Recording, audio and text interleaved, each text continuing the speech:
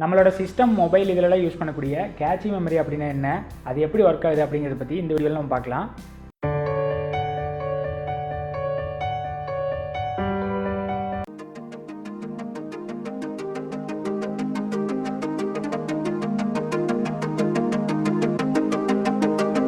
Okay, first catchy மெமரினா என்ன அப்படிங்கிறது தெரிஞ்சுக்கலாம். இப்போ நம்மளோட மொபைல் சிஸ்டம் எல்லாத்துலேயுமே CPU இருக்குது. ஸோ இந்த ப்ராசஸிங் யூனிட் வந்துட்டு ஒரு சிப், அது என்ன பண்ணும் அப்படின்னா, இப்போ இதில் வந்துட்டு பிரைமரி மெமரி அப்படின்னு ஒன்று இருக்குது.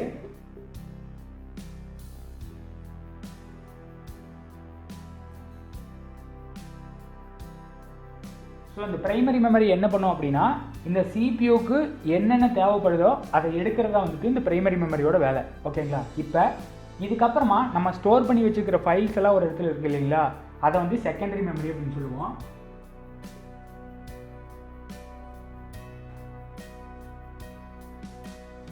அதே மாதிரி இன்டர்நெட் ஆக்சஸ் நம்ம வச்சுக்கலாம்.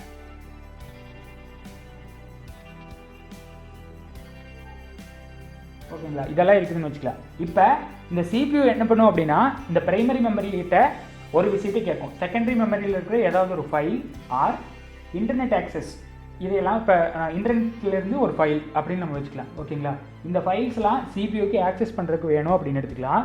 இப்போ என்ன பண்ணும் அப்படின்னா, இந்த CPU இதுகிட்ட கேட்கும். ஸோ இது வந்துட்டு செகண்டரி மெமரியிலேருந்து எடுக்கும் ஆர் இன்டர்நெட் ஆக்சஸ்ன்னு வச்சுக்கலாம் நம்ம. சரிங்களா, இந்த மாதிரி ஃபைல்ஸ் எடுத்துருக்கு. இப்போ என்ன பண்ணும் அப்படின்னா, எடுத்துகிட்டு திருப்பி இந்த பிரைமரி மெமரி சிபியூக்கு ஆக்சஸ் பண்ணுறதுக்கு கொடுக்கும். ஓகேங்களா, இது ஆக்சஸ் பண்ணி முடிச்சதுக்கப்புறமா ஸ்டோர் பண்ணுறதா இல்லை டெலீட் அந்த ஆப்ஷன்ஸ்லாம் நம்ம யூஸ் பண்ணுறதை பொறுத்து இருக்கும். ஓகேங்களா, இப்போ நம்மளோட மொபைல் ஆர் சிஸ்டமில் பார்த்தீங்கன்னா டெம்பரரி ஃபைல்ஸ், கேட்சி ஃபைல்ஸ் அப்படின்னாலாம் ஸ்டோர் ஆகிருக்கும். அதை எப்படி ரிமூவ் பண்ணுறது அப்படின்னாலாம் ப்ரீவியஸாக அந்த வீடியோஸில் நம்ம பார்த்தோம். ஸோ அந்த ஃபைல்ஸ் எல்லாம் எப்படி ஸ்டோர் ஆகுது அப்படிங்கிறதான் இதில் நம்ம சொல்ல போகிறோம். இதில் பார்த்தீங்க அப்படின்னா, இப்போ ஒவ்வொரு தடவையும் CPU செகண்டரி மெமரிலையோ இன்டர்நெட் ஆக்சஸ்லையோ இருந்து ஏதாவது ஒரு டேட்டாவை எடுக்குது அப்படின்னு வச்சுக்கலாம். ஒவ்வொரு தடவையும் இந்த ப்ராசஸ் எல்லாம் பண்ணி முடிச்சுட்டு தான் எடுக்கணும். ஓகேங்களா, இப்போ ஃபார் எக்ஸாம்பிள் நம்ம வந்துட்டு புது மொபைல் வாங்குகிறோம் அப்படின்னு எடுத்துக்கலாம். அந்த நியூ மொபைலில் வந்துட்டு ஏதாவது ஒரு விஷயத்தை நீங்கள் சர்ச் பண்ணி எடுக்கிறீங்க. ஃபார் எக்ஸாம்பிள் ஃபைல் மேனேஜர் எடுக்கிறீங்க, இல்லை ஒரு கேம் ஓப்பன் பண்ணுறீங்க அப்படின்னா அதுக்கு வந்துட்டு கொஞ்சம் டைம் அதிகமாக எடுக்கும். ஓகேங்களா, அது ஏன் அப்படின்னா இந்த ப்ராசஸ் எல்லாம் பண்ணி முடிச்சதுக்கு அப்புறம் தான் திருப்பி இங்கே வரணும். ஓகேங்களா, அப்போ ஒவ்வொரு டைமும் அதை எடுத்து தான் யூஸ் பண்ணிகிட்டு இருக்கணும் அப்படின்னா ஒவ்வொரு தடவையும் ப்ராசஸ் பண்ணுறதுக்கு ரொம்ப அதிக டைம் எடுத்துக்கும். ஸோ சரிங்களா, இப்போ அதுக்காக என்ன பண்ணியிருப்பாங்க அப்படின்னா, இங்கே கேட்சி மெமரி அப்படின்னு ஒன்று வச்சுருப்பாங்க.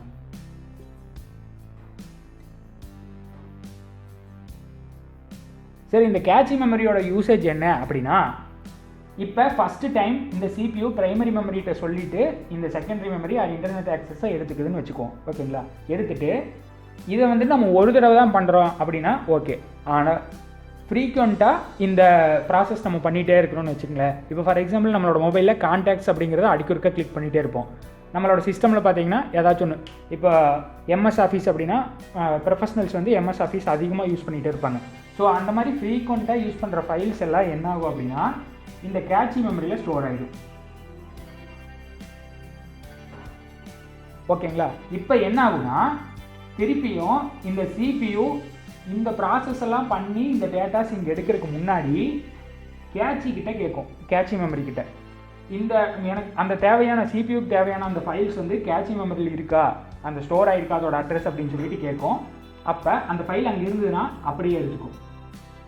சரிங்களா, அப்படி இல்லை அப்படின்னா இந்த கேட்சி மெமரி என்ன பண்ணுன்னா பிரைமரி மெமரிக்கு அந்த ரெக்வஸ்ட் அனுப்பும். சரிங்களா, அப்போ என்ன பண்ணால் இந்த பிரைமரி மெமரி திருப்பியும் இந்த ஃபர்தர் ப்ரீவியஸாக என்ன ப்ராசஸ் பண்ணிச்சோ அதே மாதிரி ப்ராசஸ் பண்ணிவிட்டு இந்த ஃபைல் எடுத்து கேட்சி மெமரி கொடுக்கும்.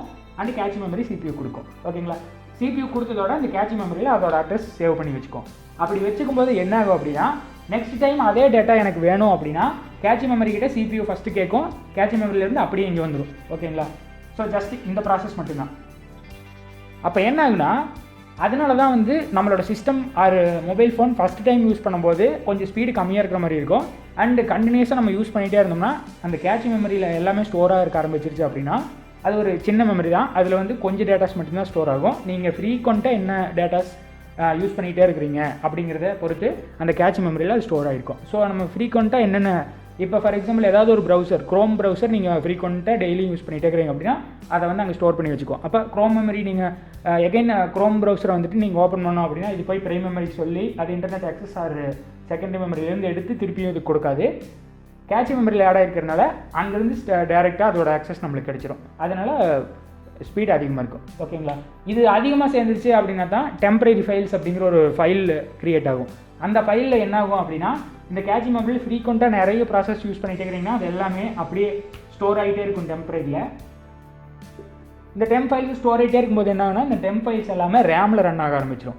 அப்போ என்ன ஆகும் அப்படின்னா இது அதிகமாச்சு டெம்பரரி ஃபைல்ஸ் அப்படின்னா உங்களோட சிஸ்டம் ரொம்ப ஸ்லோவாக இருக்க ஆரம்பிச்சிடும். ஸோ அதை எப்படி கிளியர் பண்ணுறது அப்படிங்கிறது ப்ரீவியஸ் வீடியோவில் இருக்குது, அதை நீங்கள் பார்த்துக்கலாம்.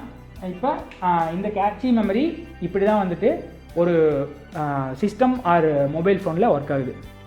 இதே மாதிரி இன்ட்ரெஸ்டிங்கான maths, science and technology videos தமிழில் பார்க்குறதுக்கு ராமானுஜா அகாடமி சப்ஸ்கிரைப் பண்ணுங்கள். இந்த வீடியோ உங்களுக்கு பிடிச்சிருந்தா உங்கள் ஃப்ரெண்ட்ஸோட ஷேர் பண்ணுங்கள். தேங்க்ஸ்.